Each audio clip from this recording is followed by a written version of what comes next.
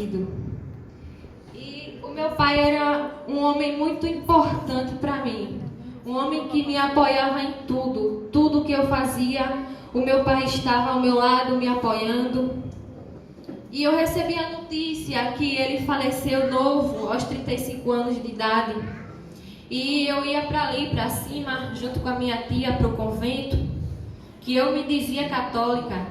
E eu pedia, aos santos que não tem poder, porque quem tem poder é Deus, para que curasse o meu pai, para que livrasse o meu pai daquele alcoolismo, pois meu pai bebia os 7 dias da semana.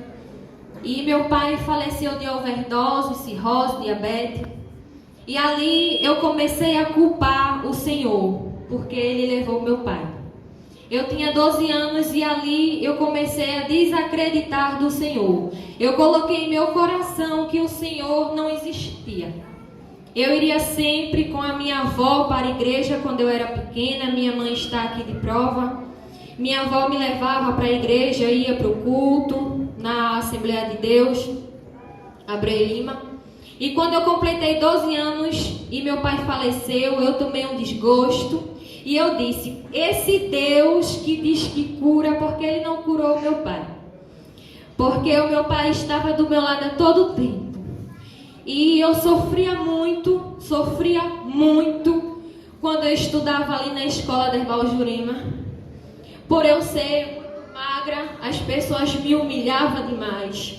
Colocaram bullying em mim, que minha mãe está aí de prova. Eu entrei em um começo de depressão, não penteava o cabelo, não queria sair de casa. Meu cabelo se tornou um nó que minha mãe teve que passar a tesoura por dentro e cortar o meu cabelo todo. E ali começou de mal a pior. Eu com 12 anos de idade, minha mãe em casa, eu dizia, minha mãe, eu vou para a escola. Minha mãe acreditando que eu ia para a escola, eu gazeava aos 7 dias da semana, porque tinha aula dia do sábado. E aos domingos eu ia para uma gincana que tinha no Aderbal, e era de segunda a domingo. E minha mãe achando que eu estava indo para a escola. Eu comecei a gazear e comecei a andar com pessoas que vocês nem imaginam. A ruindade que as pessoas tinham que eu estava andando. E eu achando que estava tudo certo.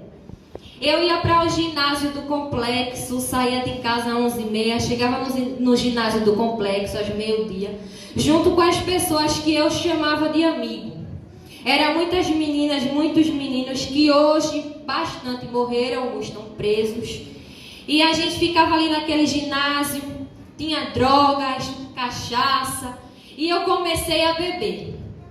Apenas com 14 anos de idade eu comecei a beber.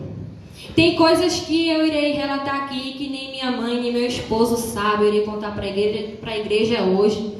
Comecei a beber, e ali eu disse, coloquei em meu coração. Eu não vou chegar em casa para minha mãe sentir o hálito da cachaça. Eu vou ficar por aqui pela rua e quando passava mais, eu comprava um chiclete, mastigava e iria para casa, toda desconfiada. Quando eu chegava em casa, minha mãe perguntava como foi a aula, se ocorreu tudo bem. Eu dizia, ocorreu tudo bem, mas tudo mentira.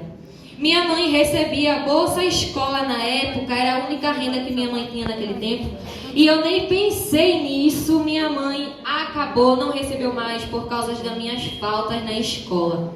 Eu comecei a faltar e minha mãe disse, mas minha filha, cortaram o Bolsa Escola, o que está acontecendo? Começou a culpar as diretoras de lá, pensando que não era elas que estavam colocando a presença na ata.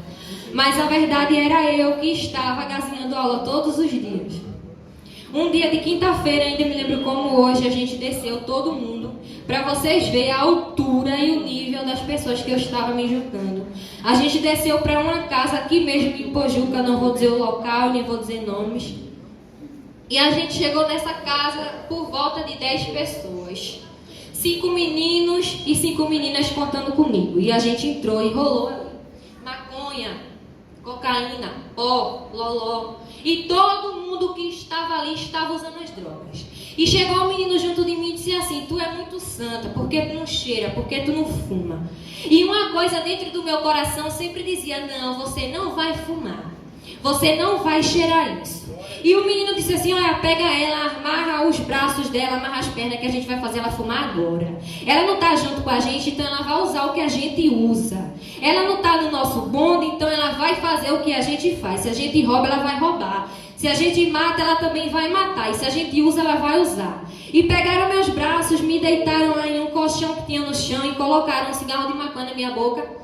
E aí eu me lembro como hoje eu conheço o rapaz, e ele disse, abre a boca, e eu trinquei a minha boca, eu disse, eu não quero, você não vai me forçar a fumar isso. E ele disse, mas rapaz, é bom, você vai ver qual é a sensação que você vai sentir quando você fumar. E eu não fumei, eu levantei chorando e fui para um quarto que tinha que ser uma casa abandonada. E chegaram polícias lá, ainda eu me lembro, tá bom. E disse, a gente vai invadir essa casa e os marginal que tiver dentro, a gente vai atirar em tudinho. Porque estão aí com bolsa de drogas, com bolsa de arma e a gente vai sair atirando, a gente não vai querer nem saber. E aí começou o desespero, tinha uma piscina lá, uns pulavam dentro da piscina, outros pulavam o muro muito alto. Aí chegou o menino e disse, me dá a tua mão que eu te puxo, sobe, sobe, e eu lá embaixo. E eu disse, meu Deus, eu vou morrer aqui, eu com a bolsa da escola, com a farda, com a calça. E eu usava na minha mão um terço que minha avó me deu. Ali eu torei aquele terço. E eu disse assim, Deus, se o Senhor existe, o Senhor vai me livrar dessa. E ali eu entrei em um quarto escuro daquela casa, me lembro como hoje. E entraram os policiais com metralhadora, com armas grandes na mão. E disse, a gente vai atirar em quem a gente achar aqui dentro. E atiraram em um rapaz, um amigo meu, por nome de Bahia. Acertaram na perna dele, acertaram no braço de uma amiga minha. E saíram atirando. Se a gente usa, ela vai usar. E pegaram meus braços, me deitaram lá em um colchão que tinha no chão e colocaram um cigarro de maconha na minha boca. E aí eu me lembro como hoje eu conheço o rapaz, e ele disse, abre a boca, e eu trinquei a minha boca, eu disse, eu não quero, você não vai me forçar a fumar isso. E ele disse, mas rapaz, é bom, você vai ver qual é a sensação que você vai sentir quando você fumar. E eu não fumei, eu levantei chorando e fui para um quarto que tinha que ser uma casa abandonada. E chegaram polícias lá, ainda eu me lembro da bola. E disse, a gente vai invadir essa casa e os marginal que tiver dentro, a gente vai atirar em tudinho. Porque estão aí com bolsa de drogas, com bolsa de arma e a gente vai sair atirando, a gente não vai querer nem saber. E aí começou o desespero, tinha uma piscina lá, uns pulavam dentro da piscina, outros pulavam o muro muito alto. Aí chegou um menino e disse, me dá a tua mão que eu te puxo, sobe, sobe, e eu lá embaixo. E eu disse, meu Deus, eu vou morrer aqui, eu com a bolsa da escola, com a farda, com a calça. E eu usava na minha mão um terço que minha avó me deu. Ali eu torei aquele terço e eu disse assim, Deus, se o Senhor existe, o Senhor vai me livrar dessa. E ali eu entrei em um quarto escuro daquela casa, me lembro como hoje. E entraram os policiais com metralhadora, com armas grandes na mão. E disse, a gente vai atirar em quem a gente achar aqui dentro. E atiraram em um rapaz, um amigo meu, por nome de Bahia. Acertaram na perna dele, acertaram no braço de uma amiga minha. E saíram atirando. E eu entrei nesse quarto sozinha na área de cima e fiquei um quarto escuro, mas estava de dia. Dava para ver nitidamente quem estava dentro do quarto.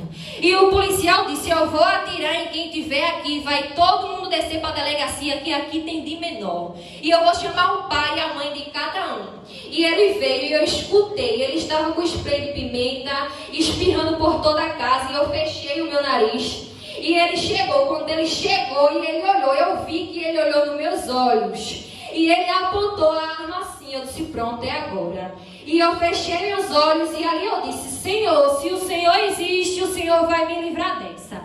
Minha mãe não sabe disso, meu esposo não sabe, estou contando hoje para a igreja. E eu senti um arrepio enorme no meu corpo. E quando eu olhei, eu vi que ele olhou nos meus olhos e eu disse, ele vai atirar agora e vai ser na minha cabeça, porque eu vi ele apontando direto para minha cabeça. E ele disse, Dedito, sobe, sobe, sobe. E quando o homem chegou lá em cima, ele disse, não tem ninguém aqui nesse quarto. Glória a Deus. Não tem ninguém aqui nesse quarto, não tem ninguém. E ele voltou e começou a procurar. E ele disse, mas tem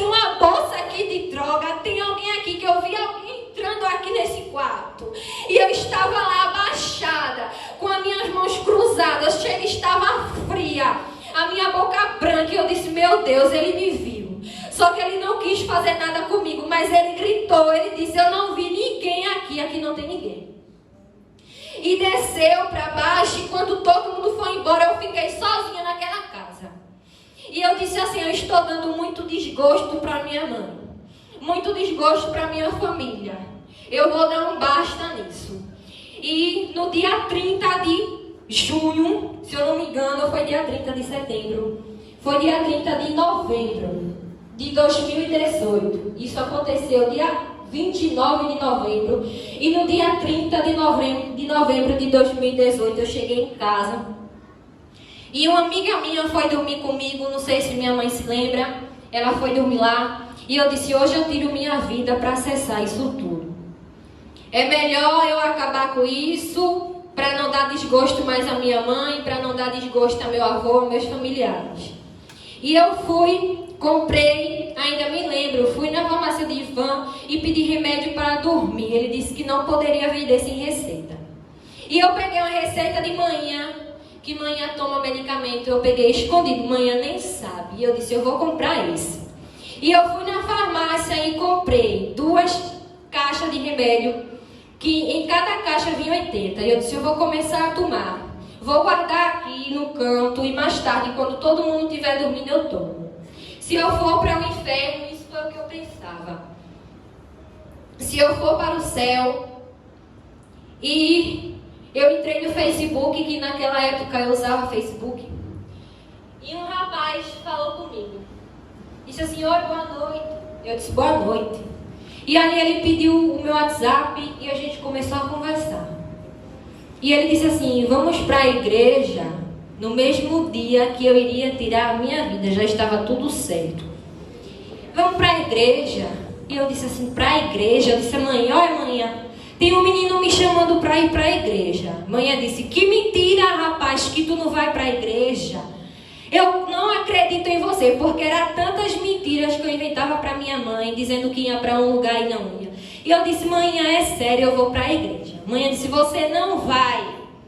E se passou segunda, terça, quarta, quando foi no outro domingo, esse rapaz de novo. Vamos para a igreja, vamos para a igreja. Eu disse, eu vou para a igreja. Ele disse, vamos, eu te encontro aqui no Ferro Velho. E eu peguei uma roupa da minha amiga emprestada, porque eu não tinha roupa. As roupas que eu tinha eram 1 palmo de dedo, minha mãe está aí de prova. E eu disse, eu não vou para a igreja com essas roupas. Aí eu peguei uma roupa de uma amiga minha emprestada, que era evangélica, e fui. Quando eu cheguei na metade do caminho, eu encontro esse rapaz que está aqui hoje, que é o meu esposo. Glória a Deus! E ali ele disse, oi, tudo bom? Como você é alta? Eu disse, oi, tudo bom? Aí a gente foi para a igreja. E quando eu cheguei lá, meus irmãos, eu estava determinada em não aceitar Jesus. Porque todas as vezes que passava alguém por mim e me dava uma literatura, eu rasgava e jogava. Dentro de casa, minha avó é evangélica. E quando ela vinha falar para mim, minha filha, vamos para a igreja. Eu dizia, vá, vovó, qualquer dia desse eu chego lá. Mas eu não estava querendo mais saber de igreja, não estava querendo saber mais de Deus. E eu não sei o porquê, o dia que o meu esposo me chamou, me bateu uma alegria no meu coração. E eu disse, hoje eu vou para a igreja. Fazia exatamente 8 anos que eu não pisava o pé na igreja. E ali eu encontrei com ele e a gente foi. Chegou lá o pregador pregando e eu lá bem séria na cadeira. E ali o pregador, ainda eu me lembro, fez o convite.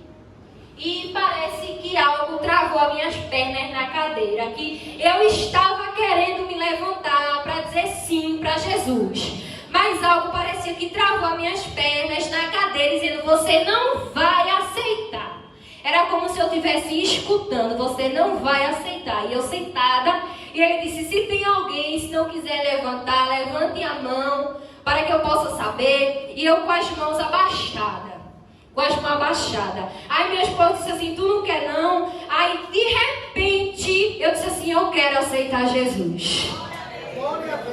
Eu quero aceitar Jesus. E eu fui lá pra frente, o irmão orou por mim. E eu escutei muitas coisas de lá pra cá. Pessoas dizendo que não iria me dar 15 um mês. Mas exatamente já faz 4 anos que eu estou na presença do Senhor. Fui batizada nas águas, casei no cartório, tenho um esposo maravilhoso, uma família maravilhosa que está sempre do meu lado, me apoiando em tudo. E eu não abandono nunca mais o meu Deus por nada. Por nada, por tudo que eu sofri no mundo, eu creio que foi um aprendizado. Pois minha mãe está em prova em um dia. 2 meninas na frente do Aderbal, eu creio que esse vídeo repercutiu por Ipojuca. Me pegaram na frente do Aderbal, eu tinha o cabelo vermelho na época. E ali me pegaram, dizendo que eu estava falando delas. Mas eu pesava 43 quilos, as meninas eram fortes e altas, eu tinha medo de dizer um ai para alguém. Não falava nada com ninguém, minha mãe sabe. E ali aquelas meninas me pegaram, deram uma pisa em mim, que vocês não imaginam. Me deitaram no chão, rasgaram a blusa, que eu me lembro que eu estava com a blusa do esporte, rasgaram a blusa aqui, e eu vi quando um de uns meninos disse, toma, corta o cabelo dela, e passaram uma tesoura por debaixo de mim. E quando eu olhei por debaixo, eu vi a tesoura, e ali eu tive forças de me levantar, e eu levantei. E o guarda, vendo tudo da escola, a diretora, e não me colocaram para dentro da escola. E minha mãe chegou lá desesperada, denunciou para conselho tutelar, levei muitas ameaças. Mas hoje, quando eu estou passando por aqui, eu vejo essas jovens. E muitas das vezes, elas mesmas que fizeram isso comigo, me pediram oração. E eu oro por cada uma delas, que eu não tenho mágoa de ninguém. O que elas fizeram comigo serve para hoje eu ser mais forte. E esse culto hoje é em agradecimento a Deus por todos esses livramentos que o Senhor me deu, pois eu não poderia deixar de agradecer. Uma coisa que eu nunca contei para ninguém, estou contando hoje para a igreja, para os meus irmãos em Cristo, e eu estou aqui porque o Senhor me sustentou. Muitas das vezes eu estou triste, mas como meu esposo disse, a tristeza, até na presença do Senhor, ela salta de alegria. E Jesus Cristo hoje, Ele me preenche minha alma. Sou uma pessoa feliz com Jesus. Sou uma jovem agradecida por tudo que o Senhor tem feito. Estou a conquistar muitas as coisas e eu creio que esse será o primeiro de muitos. E para encerrar, ontem eu completei os meus desejados e tão esperados 20 anos. E uma mulher me disse, quando eu era do mundo, ela chegou até a mim, eu estava no ginásio do complexo, e ela disse, jovem, olhou para mim com um rosto de ironia e de deboche, e disse assim, você não chega aos 19 anos. Sua mãe, ela disse mesmo assim, eu me lembro, sua mãe vai viver dentro de um paletó de madeira, estirada no chão e vai ser de tiro. E hoje, para vergonha de Satanás, eu estou aqui com 20 anos de idade, agradecendo ao Senhor e dizendo que Ele é grande, que Ele faz sinais e maravilhas. Porque Ele é grande e é tremendo. Quando eu iria tirar a minha vida, o Senhor enviou esse rapaz para vir até mim. Estou casada até hoje com ele, agradeço a Deus por tudo. A ausência do meu pai, eu preencho com todos vocês, que vocês são minha família.